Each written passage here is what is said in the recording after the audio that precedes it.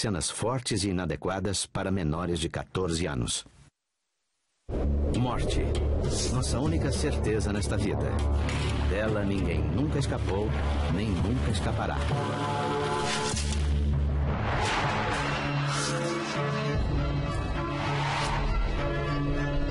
Para a maioria dos ocidentais, a morte é um assunto proibido. Cercado de medo, mistério, tristeza, saudade. É um assunto não só desagradável, como evitado, como se a morte não pudesse acontecer. No entanto, existem profissões em que não só é necessário encarar a morte todos os dias, como também tocar nos mortos. Uma mulher que enfrenta a violência e a fatalidade ao investigar cenas de crimes. Um homem que se dedica a embelezar corpos sem vida. E outro que compartilha com famílias um dos momentos mais difíceis depois da última partida. Todos trabalham diariamente com um dos mais temidos tabus, o cadáver.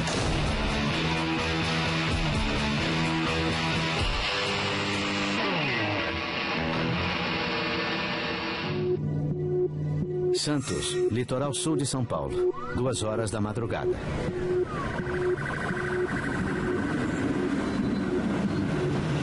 Vai ser meu primeiro suicídio. Poxa, faz tempo pra nunca ter pego. Eu peguei suicídio no meu primeiro plantão aqui.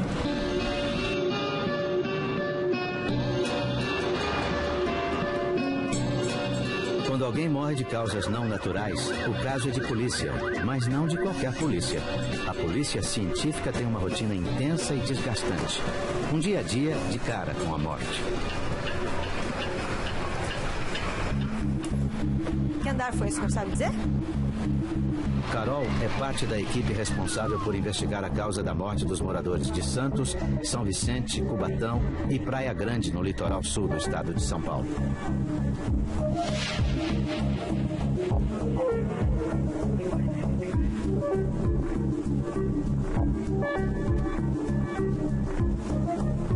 Quem está de fora, quem não é do meio, tem uma expectativa sobre o nosso trabalho quando a gente fala que é perito, é um pouco baseada no que é visto na televisão. Mas não é bem assim a nossa realidade. Tem algumas coisas que são mostradas lá que a gente faz aqui, alguns reagentes que a gente usa e tal, mas de uma maneira geral é um pouco diferente. Tá quente ainda, foi agorinha. A reação que as pessoas têm quando a gente diz que é perito, ou elas fazem essa associação com seriados, ou elas não fazem a menor ideia do que você faz. Falam, perito do quê? Aí eles pensam que é perito médico, né? Perito para aposentadoria. Não, não é. Perícia de local de crime. Mas você faz o quê? Não, a gente vai nos locais. Mas você tem morto? Vai, mexe no morto? Mexe. Então, assim, tem essas duas reações bem distintas. Ou as pessoas veem na TV, ou elas não fazem a menor ideia do que é o seu trabalho.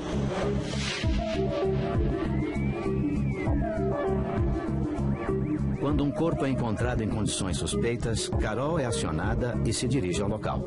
Cabe a ela olhar minuciosamente para o entorno e para o corpo, à procura de evidências que apontem a causa da morte. O corpo, pra gente, ele é a peça a mais importante, mas ele é uma peça no local.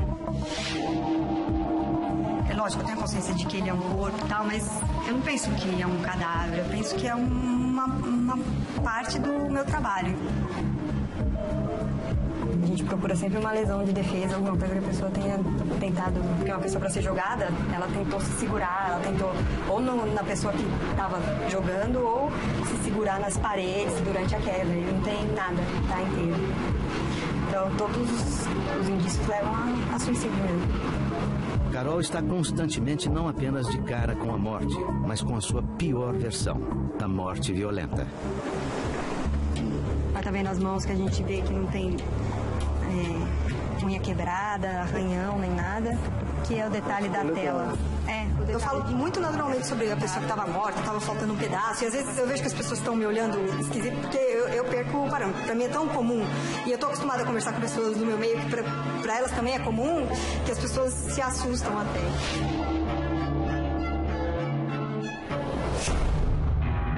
São Paulo, Centro, Rua 25 de Março, 9 horas da manhã.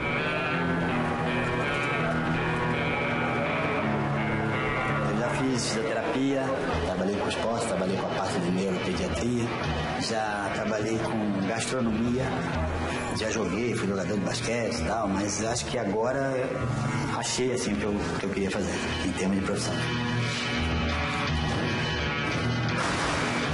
1 ano e meio depois de se formar em um curso técnico, Miguel começou a trabalhar em funerárias como necromaquiador, realizando procedimentos de conservação e embelezamento em corpos de pessoas mortas. Muita gente fala assim, o que você trabalha? Trabalho com maquiagem e morte. E muitas vezes a pessoa associa com maquiagem normal e que fazem vivos. A gente pode usar materiais que usa na maquiagem normal, só que são situações muito diferentes. Me fascinou, assim, em termos de como é que era o preparo desse corpo. Porque às vezes você chega e a pessoa vê a pessoa no caixão ali, arrumada, tudo, e não sabe como foi feito. Preparar cadáveres em urnas, executar a conservação dos corpos e embelezá-los aplicando cosméticos específicos. Profissionais como Miguel, que executam estas tarefas, precisam equilibrar suas emoções com uma rotina tensa, que inclui a exposição a produtos químicos e bactérias, além de gases tóxicos expelidos pelos cadáveres. Além da saúde mental, a saúde física também está em risco. Quando vai começar um trabalho, eu particularmente paro, faço uma oração e peço para me fazer um trabalho o melhor possível, mesmo por eu não conhecer aquele corpo ali, não ter nenhum vínculo, e eu peço licença àquele corpo ali.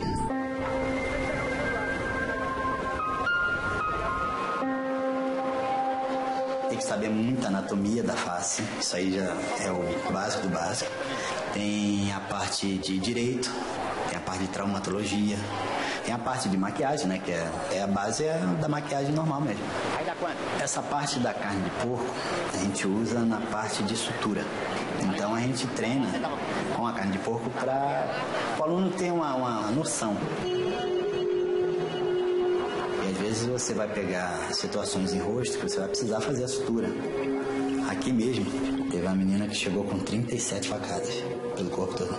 Então a família chegou, nós viemos aqui fazer o negócio do funeral e vai ter que ser lacrado. Pô, e na hora ali, me deu um negócio assim, tava eu, tinha uma outra professora, aí pedimos pro gerente falar com o familiar se poderia ver lá pro outro dia. Nós ficamos 3h30 com essa menina na mesa. E quando nós botamos ali, que abrimos o caixão, pô, aí o pessoal chorou mesmo, porque tava chorando por ela, pela morte e pelo trabalho que tinha feito, né, nela, e ela parecia que tava dormindo. Rio de Janeiro, bairro do Caju, 8h da manhã.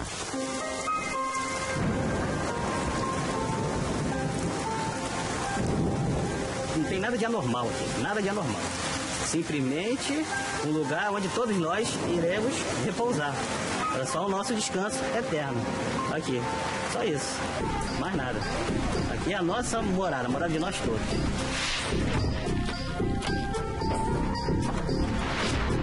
Gilson trabalha há 19 anos no cemitério São Francisco Xavier, um dos maiores cemitérios do Brasil, inaugurado em 1851.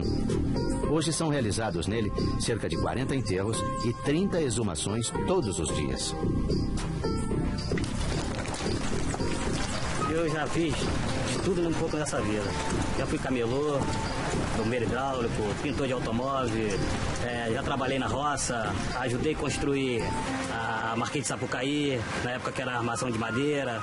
Então eu já fiz muita coisa nessa vida. E essa aqui foi a que eu mais me encaixou. Meus tios trabalharam aqui, vários são sepultados aqui dentro do cemitério. A minha mãe era cozinheira desse botequim aqui na frente do cemitério. Foi ela que até que falou que eu poderia vir aqui no cemitério e pedir uma vaga ao administrador. Foi justamente o que eu fiz. Criei 8 filhos do meu primeiro casamento e desse atual que eu tenho 10 anos de casado, já vão 4 filhos, tudo sustentável daqui do meu trabalho, do meu sol aqui dentro. Gilson faz parte de uma cadeia de profissionais invisíveis que trabalham nos bastidores de um dos lados mais duros da vida. Só no Rio de Janeiro, apenas no Serviço Funerário Municipal, são cerca de 1.750 servidores ativos, responsáveis pelos cemitérios e transportes dos corpos de hospitais e prédios do IML para funerárias e velórios. há um estigma muito forte com os chamados trabalhadores da morte, que sejam os profissionais de saúde, que cuidam de pessoas no final da vida, ou de pessoas enlutadas, e aqueles que trabalham no serviço funerário, né, nos enterros, nos velórios, cremação e tal. Esses profissionais, então, sofrem um estigma muito grande.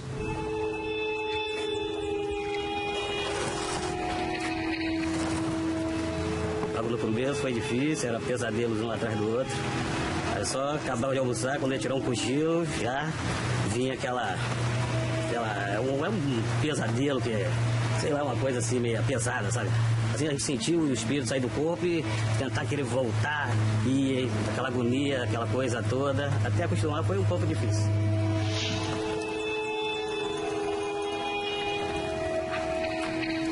E logo no começo, quando eu trabalhei, era uma coisa mais, assim, mais forte. Antigamente era aquele caixão de tal, né?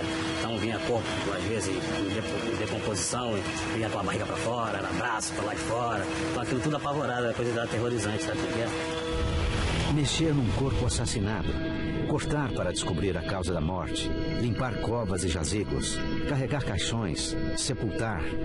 Profissões silenciosas, rodeadas de preconceito. Profissões tabu. Mortes naturais, violentas ou suspeitas.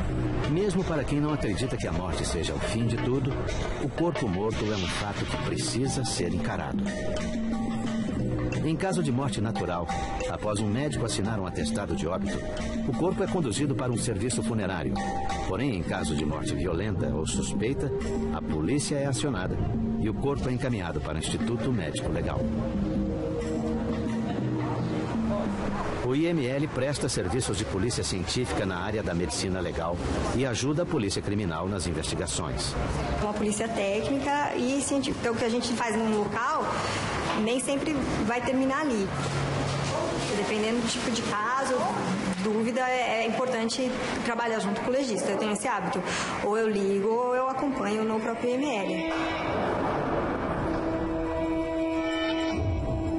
Entre outras atividades, o IML realiza perícias em cadáveres e ossadas. Os profissionais que exercem essas funções são todos policiais. Mais um suicídio. Vou botar ele aqui, ó. O meu trabalho é ajudar o médico legista. O que a gente faz? O cadáver vem pra gente do jeito que ele é encontrado. Então, se ele é encontrado na rua, ou numa residência, ou no local que ele faleceu, da maneira que ele estiver lá, eles mandam pra gente. Então, o que a gente faz? Ele é acondicionado numa mesa, aí nessa mesa a gente tira toda a roupa dele, fotografa ele algumas vezes quando é necessário, examina todas as partes do corpo dele, depois de lavar, e aí começa o legista a fazer o exame.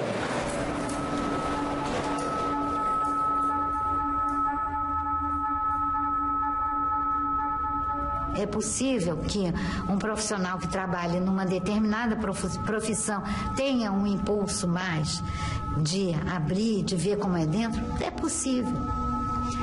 É possível que um jornalista seja um curioso fofoqueiro? É possível. Porque você desenvolve mais algumas habilidades em determinadas profissões. A questão é sua postura ética. A primeira vez é um pouco esquisito, sim, porque até então você só tinha visto por foto, né? Mas ver ali ao vivo, a primeira vez que você vê, você fica um pouco, não sei se é impressionado, mas não é uma coisa normal, né? Porque a gente também lida com morte violenta, né? Então, eu acho que o impacto também é estar vendo ali que aquela pessoa foi alvo de uma ação violenta. Algumas pessoas perguntam para mim, já se mexeu? Você já viu um vulto? Ele já levantou? É lógico que existem reações normais do cadáver. Por exemplo, você joga uma água nele, ele arrepia, o cadáver, ele cresce o cabelo, ele cresce a barba. Então é como se ele estivesse vivo. Há controvérsias sobre as reações do corpo depois da morte. Alguns acreditam, por exemplo, que o cabelo continua a crescer. Mas grande parte da ciência nega isso, dizendo que a morte é o fim das funções físicas. A única verdade que a gente tem desde que nasceu é que um dia iremos morrer. Eu acho que ela se torna mais importante porque ela não define quando vai acontecer com o indivíduo. lidar com ela é difícil, porque toda vez que você lida com ela, você está lidando inconscientemente com a sua morte. Por mais que você ache que convive com a ideia é presente para todos, ela no fundo assusta um pouco a gente. O auxiliar de necrópsia, o médico legista, o serviço funerário, o perito que vai em local. Então, todo esse pessoal que mexe com o cadáver dá temor em algumas pessoas, né? Você falar em cadáver, todo mundo já credo. A pessoa tem um pouco de preconceito, realmente. Tá bom, né? Tá feito. Eu acho que a morte é um tabu. Eu acho que as pessoas sabem que vão morrer, sabem que é o final. É uma certeza que tem, mas ninguém gosta de falar, nossa, na família, assim, quando tem que pagar a prestação do jazigo. Ninguém não quer nem falar disso, porque não quer nem pensar na possibilidade de ter que usar um jazigo, né? Então, eu acho que as pessoas evitam falar, eu acho que é um tabu, sim.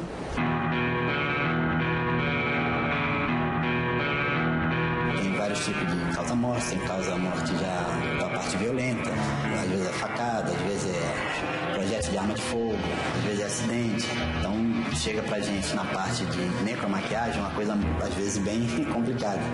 Aí você tem que usar a imaginação e também a parte de estudo, né? A pessoa chegar ali no velório, olhar esse rosto, esse corpo, e ela ter um alívio. Uma das coisas muito importantes da questão da grande separação, que é a morte, será que eu posso guardar uma imagem dessa pessoa que morreu, eu posso ter lembranças e as melhores lembranças e tal. Então esse é um aspecto muito importante para a elaboração do luto. Muitas pessoas dizem, puxa, eu olhei para o rosto da pessoa e parece que agora ela descansou. Gente, a nossa aula de hoje vai ser a parte de necromaquiagem e a parte de sutura.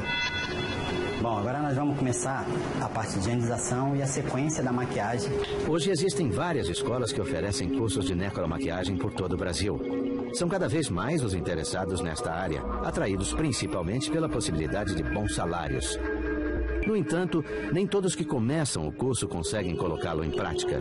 Além das dificuldades técnicas e emocionais próprias, o profissional terá que lidar também com as dos familiares do morto. Você tem que estar sempre se informando com um parente, procurar aquele parente que esteja em melhor condições naquele momento ali para você poder conversar isso com ele. Porque às vezes você pode tirar um bigode, uma barba e descaracterizar essa pessoa. E aí tem pessoas que não aceitam. Pô, ele usava barba desde tal, ele não pode e tal. Em termos de religião, por exemplo, o evangélico, pode acontecer de estar numa situação ali, não dá para arrumar o cabelo em termos da ornamentação, mas eles não pode cortar, não pode ter, isso aí não existe. Vai entrar agora com pó compacto. A primeira situação que eu peguei foi numa criança, um adolescente, tinha 15 anos, uma menina de 15 anos. Então, tu já podia fazer alguma coisa em termos de maquiagem, ela tinha alguns cortes no rosto, né? Então, foi uma situação que tu fica ali, né, meio de cara, assim, já a primeira, tu já tive que ter um jogo de cintura muito grande. Batom. Querendo ou não, você grava o rosto. À noite eu não dormia direito, entendeu? Eu tinha que, às vezes, sentava, ia, tomava uma água em casa e tal, mas no começo foi complicado por causa disso.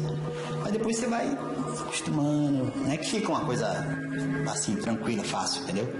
Mas é que com a rotina, tu vai fazendo mais vezes, você vai meio que acostumando um pouco com isso. Bom, gente, agora nós vamos fazer um pouco de treino de sutura. Eu trouxe aqui um pedaço da carne de porco.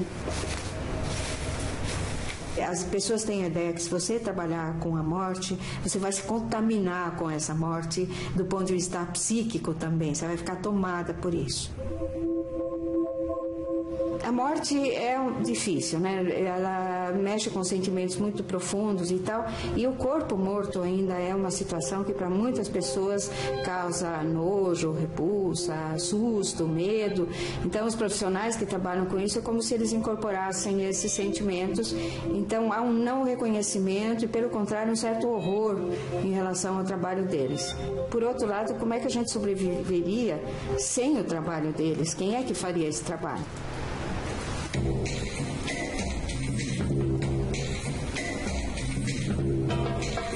Para a família, cuidar dos detalhes da morte de alguém querido é bastante penoso. A burocracia envolvida e as difíceis decisões em meio à dor da perda tornam o processo ainda mais sofrido. Roupas, flores, sepulturas, caixões. Uma teia de opções que pode custar muito caro. Todas fazem parte do mercado da morte.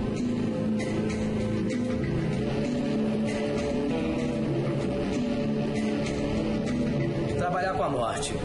Eu vejo a morte de uma outra forma, de uma forma comercial. Porque eu administro o cemitério. Eu tenho que ver o cemitério como empresa e não como local de sepultamento. Porque o cemitério tem funcionários, tem pagamentos a fazer, tem pagamentos a receber, tem tudo que uma empresa tem.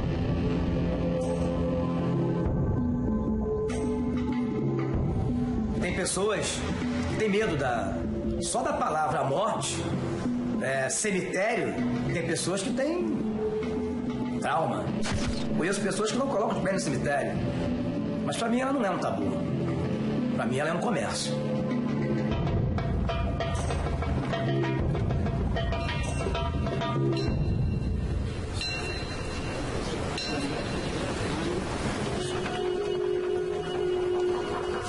Apenas em 2010, segundo o censo oficial, mais de 1 milhão de óbitos foram registrados no Brasil.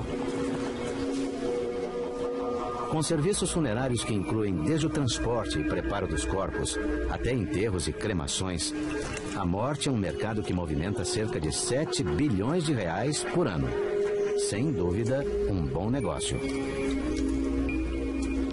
Para mim é normal. Trabalhar todo dia vendo cadáver, vendo defunto, vendo sepultamento, para mim é normal. O único momento em que eu não me sinto bem é quando vejo o sepultamento de crianças. Isso realmente me comove. É o único momento que me comove, é esse. Depois de 20 e poucos anos, fiquei um pouco acostumado assim, dentro do meu trabalho, mas assim, mediante do fato de família, aí já fica meio complicado. Eu já enterrei um filho, já enterrei essa tia que me criou, que eu tenho como mãe, é diferente. É diferente até no sentimento, é diferente.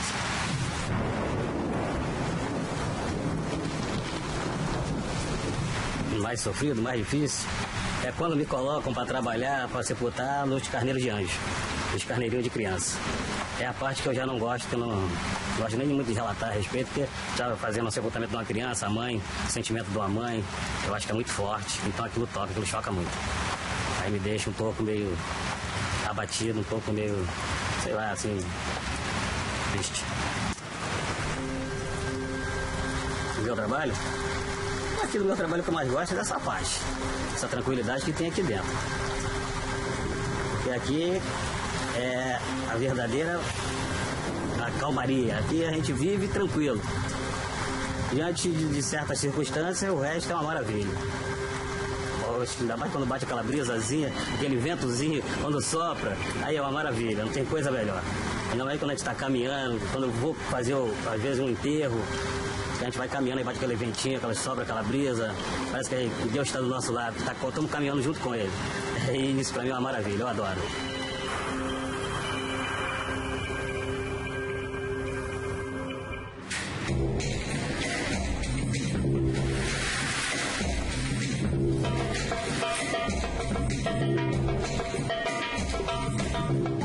Enterros, cremações, embalsamamentos. Seja para simbolizar uma passagem ou fim definitivo, cada cultura desenvolveu formas específicas para velar seus mortos. Os rituais funerários são ainda mais antigos do que o próprio surgimento do homem moderno.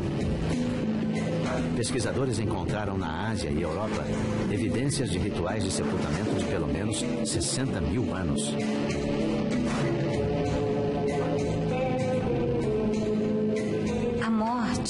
E a religião são dois temas que existem desde os primórdios do ser humano. Eu acho que tudo isso que se busca fazer é para que se torne suportável, para disfarçar como é feio, como é terrível a morte. Tem alguém que diz que a morte é como você olhar o sol meio-dia, aquele sol forte, encarar o sol. Ninguém aguenta. É muito pesado, é muito difícil. É muito angustiante. Tem casos que você pega casos complicados, principalmente com criança. Você aqui, você tem que parar e... meu trabalho, eu não sou frio, mas eu não posso... O meu emocional tem que estar legal, porque senão o trabalho não sai. Porque tem gente que se emociona, já trabalhei com amigas minhas, estava trabalhando junto, e ela não conseguiu fazer.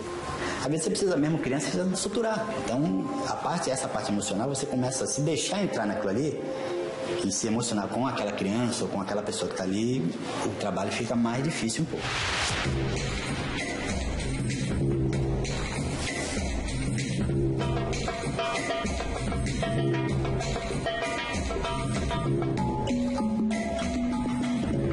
A parte da necrópsia ou necromaquiagem, primeira coisa, tem que ter muito respeito, porque horas antes ou dias antes era um ser humano como nós somos. E quando entra em óbito, você tem que ter esse respeito, acho que até mais. Tudo aquilo que faz com que nos associe ao animal, a ferida, o corpo, a degradação do corpo, isso tudo vai sendo motivo de nojo, de sensibilidade, vai sendo afastado ao longo do tempo.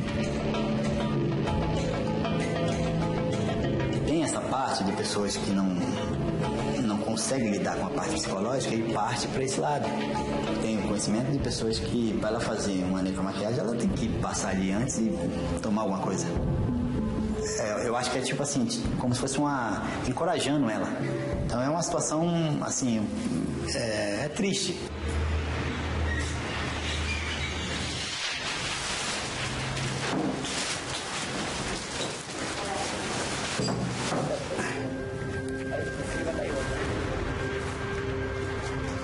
Para mim, hoje em dia, eu não tenho medo da morte, não. Eu via de uma outra forma, mas um tempo atrás, entendeu? Então, a partir do momento que eu entrei nessa profissão, você vai vendo algumas coisas e hoje eu penso de uma outra maneira. Eu acho que cada um de nós tem a hora certa, né? Dizem que tem a hora certa. E procuro fazer o trabalho e seguir em frente. Mesmo sendo um ente querido, eu tiro pela morte da minha mãe. Quando aconteceu, eu já estava nesse meio aí, entendeu? Eu tive cabeça, assim. Eu fiquei ali, fiquei triste, mas fui centrado, entendeu? Eu acho, assim, que eu só chorei mesmo. Foi a hora que ela estava na hora de enterrar minha mãe. Aí eu chorei.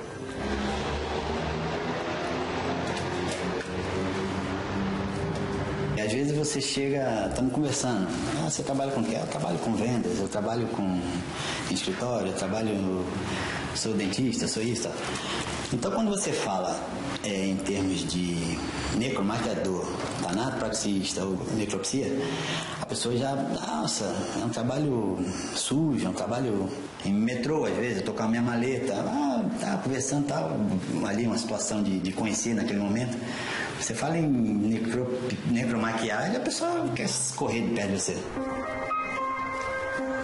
Eu aqui em São Paulo, eu tenho minha mulher, tenho a minha sogra e meu cunhado. E tenho meus familiares que são do Rio. Então, tanto lá no Rio como aqui, no começo, Miguel, você vai mexer com isso, né? Um negócio... depois que eu comecei a explicar, que eles começaram a entender mais, né? Como é que é o negócio e tal, aí eles vieram me dando mais apoio, entendeu? Só que não dá para eles entrarem no meu universo.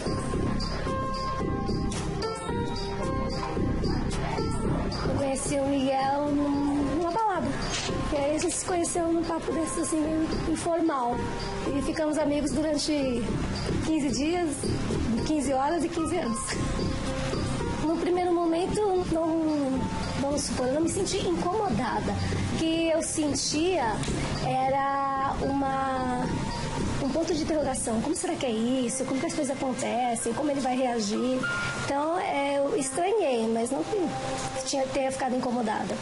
Acho que esse preconceito tem que acabar. Tem profissão para tudo. Tem o coveiro, que vai enterrar o seu ente querido, tem o médico, que vai cuidar dele.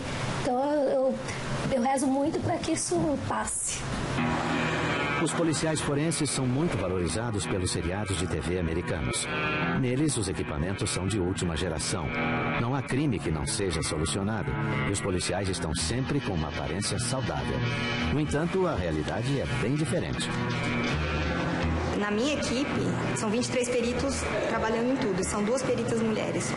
E quem a gente chama na rua, né? Quem faz atendimento de local sou só eu. De que forma esse trabalho afeta a vida pessoal e a saúde mental destes profissionais? É possível ter uma vida normal convivendo com cadáveres? Eu acho que não é uma profissão assim que as pessoas esperam naturalmente seguir.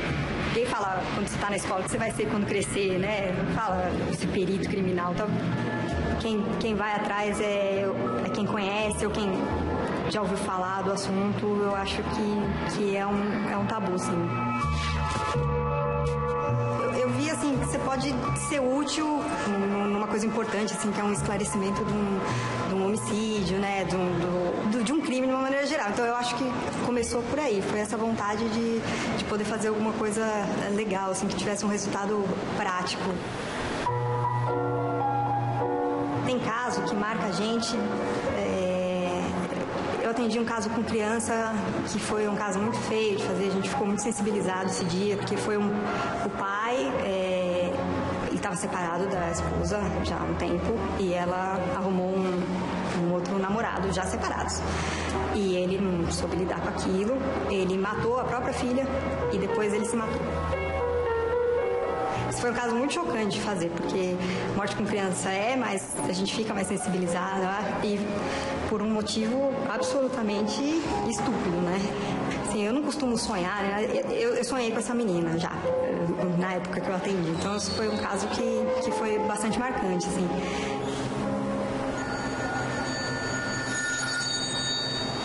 Alô?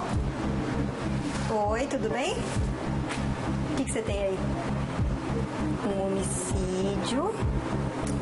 Para tentar lidar com o nosso trabalho, assim, durante o trabalho a gente tenta se blindar emocionalmente, tenta não se envolver.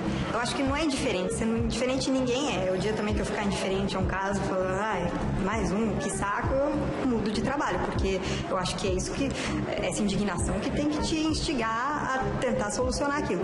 Mas a gente não tem que se envolver, a gente atende tudo, mas saindo de lá, é um laudo para você escrever, é um caso que você atendeu. Eu faço terapia, eu comecei logo que eu comecei a trabalhar e eu faço e eu acho que é fundamental também, porque você vai, conforme vai aliviando já na medida que vai acontecendo. Eu entendo que eu não estou deixando as coisas acumularem, né? Já estou tentando resolver as coisas por ali.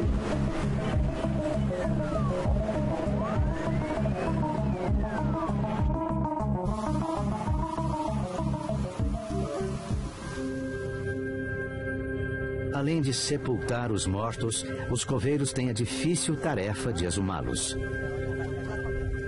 A exumação ou retirada dos restos mortais da sepultura acontece quando a justiça determina a investigação da causa de uma morte ou para o reaproveitamento do espaço do jazigo. O coveiro vai na sepultura, abre a sepultura, retira os restos mortais e os restos do caixão, separa os restos mortais, identificando, e esses restos mortais vão ser depositados no ossário geral.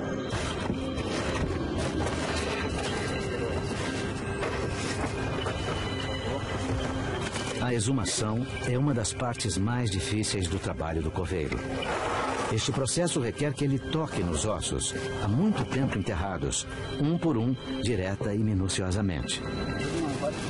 É preciso que os sepultadores tenham cuidado, uma vez que os restos mortais possuem gases tóxicos que podem fazer mal à saúde. A gente tem que fazer um certo tipo de serviço, que o corpo ainda está em decomposição, fica difícil. Fica difícil que o cheiro entranha por dentro, ele entra por dentro da narina e chega a amargar por dentro. Chega a doer, sabe? Fica difícil. Tem pessoas que não têm assim uma estrutura para que possa segurar esse tranco aqui, essa barra não. Muitos precisam, sim, de um tratamento psicológico, neurológico, porque tem pessoas até que se desequilibram. Teve um outro rapaz, ele veio trabalhar aqui, acho que ele não ficou nem uma semana. Ele começou a pirar, endoidou, ficou velha, sabe como é que é? Ele foi embora, a mulher veio aqui, falou que ele tava vendo coisas, tava vendo fantasma, tá endoidando.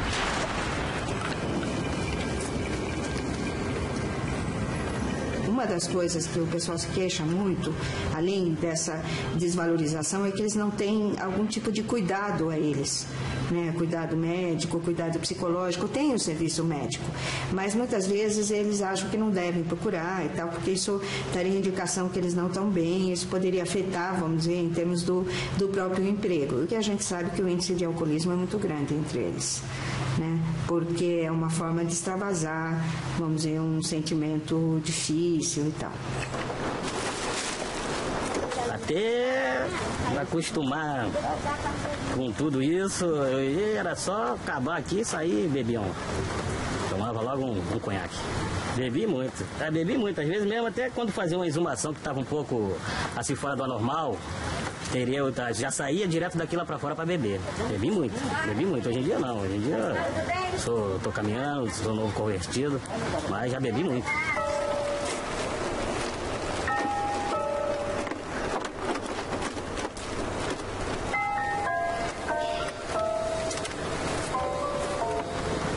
Enquanto não tenho serviço para me fazer da casa, vou limpar minhas coisinhas que eu tenho para fazer, dou minha caminhadinha, vou pegar uma manguinha, uma goiabinha ali, e isso vai intertendo, o dia vai passando, a hora vai passando, e até mesmo uma terapia, né, pra mente. Aqui é um adubo humano, porque nasce com a força, a planta. A melancia do Ocia, lá no quadro 69, lá na Cova Rasa, lá em cima do barro lá. Tinha um colega aí que ele plantava quiabo na beira da cova, quiabo. E eu acho que ainda é uma fruta que não tem produtos tóxicos, certo? É natural e não faz mal nenhum. Eu acho que não. Eu mesmo como, ele come, como é que eu pego mais aqui? Olha como é que ele tá bonito aqui. Eu acho que não devemos de ter, assim, escrúpulos ou nojo do lugar que vai ser a nossa moradia eterna. Acho que nós devemos zelar por ele e tratar muito bem.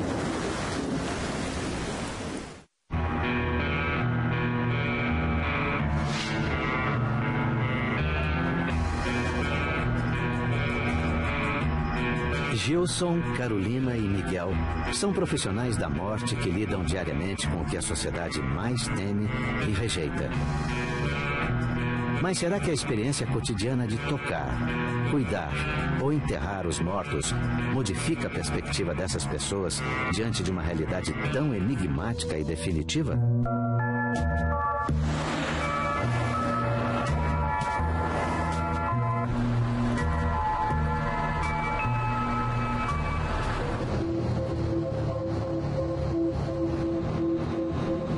Trabalhar direto com a morte muda muito a sua percepção, porque a morte está ali, ela pode acontecer a qualquer momento. Aquelas pessoas que morreram ali, elas estavam indo para casa e veio um louco e bateu no carro delas, ou então elas estavam trabalhando, entrou alguém, assaltou e deu um tiro. Então, você não sabe o dia de amanhã. A gente tem isso, né? A gente pensa, aproveite cada dia como se fosse o último. Todo mundo fala isso, mas sentir na pele, a gente sente quando a gente está atendendo. Então eu acho que mudou essa percepção. Eu passei a perceber de verdade, assim, que a gente não é nada e amanhã você pode não estar mais aqui.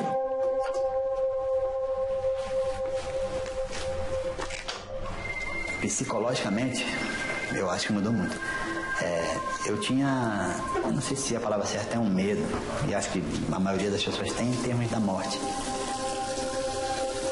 Caramba, vou morrer, pra onde eu vou, o que acontece, tal. Hoje em dia eu tenho uma coisa assim mais serena, um negócio mais tranquilo em termos disso assim, entendeu? Bom, no momento que eu quero pra mim, tudo que eu faço nessa vida, desde quando vou reconstituir uma família, é os meus filhos. Dar uma boa educação, vê-los crescer, vê-los se formar, se der, as minhas condições. Para mim é tudo. Pra mim é tudo. Eu já tenho 47 anos, então já tô um pouco, já gasto, né? Já tô um pouco já passado. E dizem que o homem vive até os 70, então é isso que eu quero. Embora a capacidade de reconhecer a própria finitude seja uma característica exclusivamente humana, a morte é e continuará sendo um dos maiores mistérios da vida. Morte é o fim inevitável. É o que vai acontecer com qualquer pessoa. E o que deixa todo mundo igual, porque a gente atende pobre, rico, atende na periferia, atende em casas enormes e ela tá morta ali, elas são iguais. Elas podem ter vivido das maneiras mais diferentes, mas na morte todo mundo é igual. Eu acho assim, é uma passagem, cara, que nós estamos aqui. Você vai lá, passa, aprende e vem aqui de novo. Porque você tem que, o aprendizado que você teve lá, você tem que passar para algumas pessoas que estão aqui nesse plano. E assim vai. A morte, ela é um, vamos supor, é vida.